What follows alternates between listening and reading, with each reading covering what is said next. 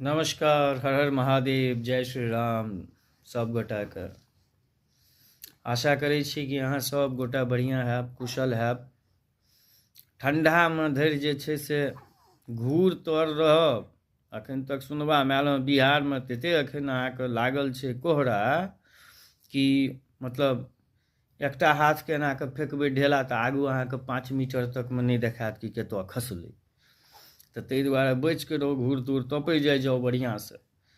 आ एम्हुरका मौसम ओहन कोनो खास ठण्डा नहि छै, मुदा ठण्डाके समय छै तऽ ठण्डा तऽ रहबे करत। ठण्डा वएह छै जे साँझके जे ऑफिससँ घर अबै छी तऽ कनि कनि हवा सट सट मारै छै, तऽ ताहिमे कनि बचि कऽ आबऽ पड़ैए।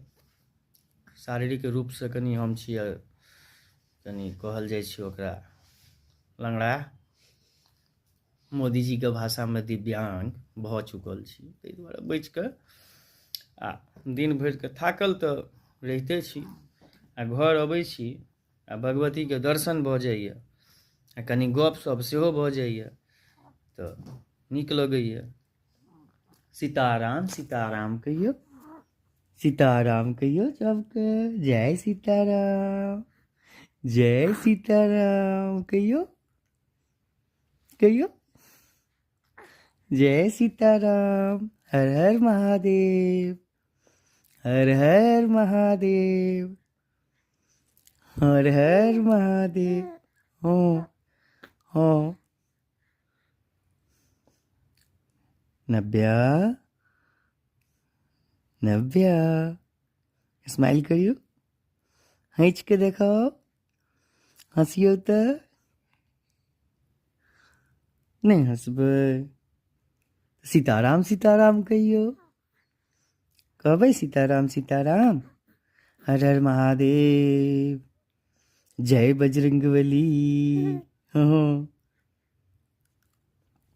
तऽ हिनके संगे कनि गपशप कऽ लै छी, थकान दूर भऽ जाइए।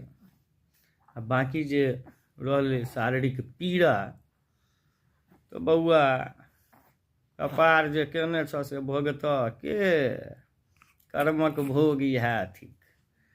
खैर जे छै सबटा प्रसन्नताके संगे जीवन यापन करैके तऽ अपन सबके काजे अछि, तऽ वएह भऽ जाइ छै हँसी खुशी। आ